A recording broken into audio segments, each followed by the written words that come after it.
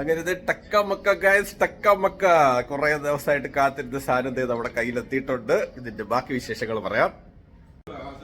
Guys 69% ആണ് ഇതിൽ ശരിക്കും പറഞ്ഞാൽ ആൽക്കഹോൾ വരണത്. പക്ഷേ ഈ സാധനം നമുക്ക് കിട്ടിയ സാധനത്തിനകത്ത് 43% മാത്രമേ ഉള്ളൂ.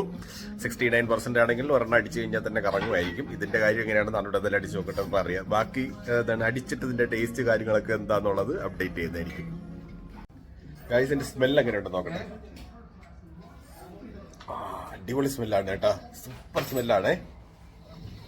പൊളി, ഒരു രക്ഷയില്ല, അടിപൊളി. കഴിച്ചിട്ട് എങ്ങനെയാണ് ടേസ്റ്റ് എങ്ങനെയാണെന്ന് അറിയാം.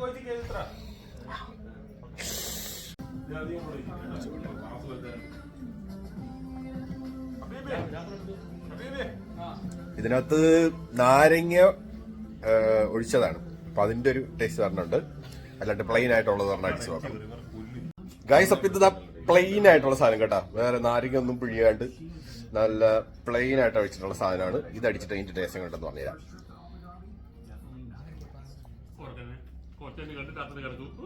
ആഹാ, സൂപ്പർ, പൊളി.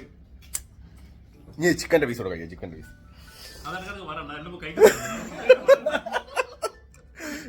പീസോടെ കഴിച്ചു നോക്കാം.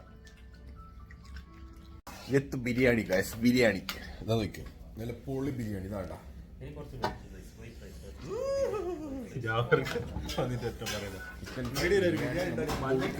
മൊത്തം അടിച്ച് പൊളിച്ച് തകർക്കുന്നു. ഒരു രക്ഷയില്ല കേട്ടോ സാധനം, പൊളി, ഒരു രക്ഷയില്ല. 2 അടിച്ചതേ ഉള്ളൂ. ജാതി പിടുത്താണ് സത്യം പറഞ്ഞ. 43% എന്ന് പറഞ്ഞിട്ട് കാര്യമല്ല, പൊളി സാധനം, ഒരു രക്ഷയില്ല കേട്ടോ.